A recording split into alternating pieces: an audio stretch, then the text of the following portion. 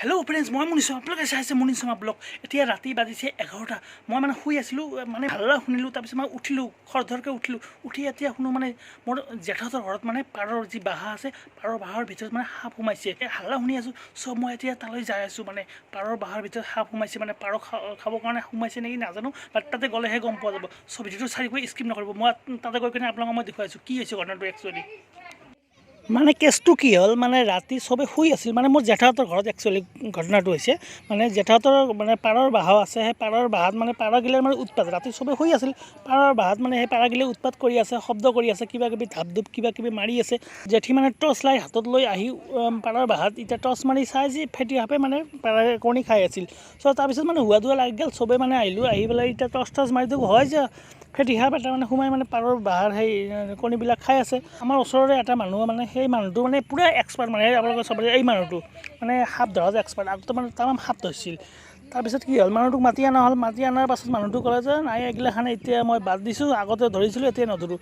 যদি তই নধৰা এতিয়া ঠিক আছে, তই ব্যৱস্থা কৰি দিওঁ, সাপটোক উলিয়াই দি। সি কি কৰিলাক, লাঠি একডাল হাতত লৈ পেলাই সাপটোক কোবাই পেলাই মাৰিলাকে। লাষ্টত সাপৰ কণী ওলাই গ'ল মুখেদি। তাৰপিছত এতিয়া কি হ'ল আপোনালোকে চাওক, আৰু বেছি মই পেক নকৰোঁ, গতিকে চাওক পিছত সাপটোক কেনেদৰে কি কৰা হ'ল আপোনালোকে গোটেই চালে গম পাব। গতিকে প্ৰথমৰ পৰা শেষলৈ চাই থাকক, আৰু একো নকওঁ, চাই থাকক।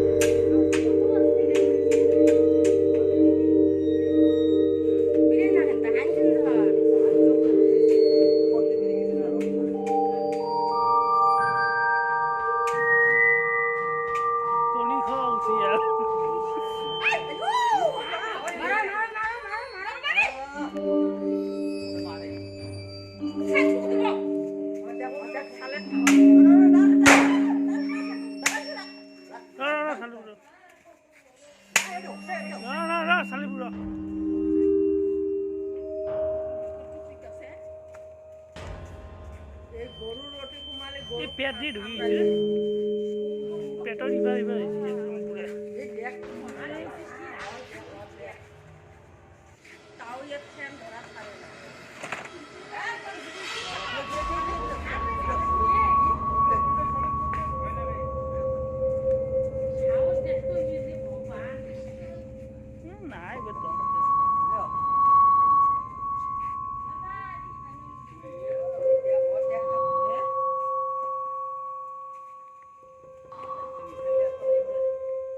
তুই জিনি জানি গেলো তখন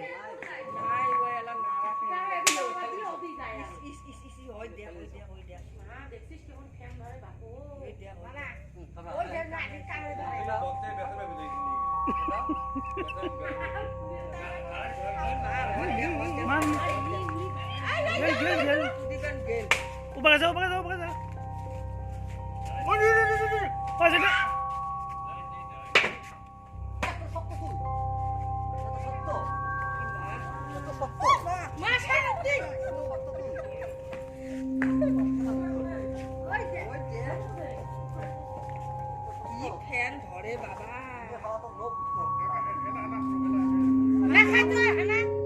বেশি একেবারে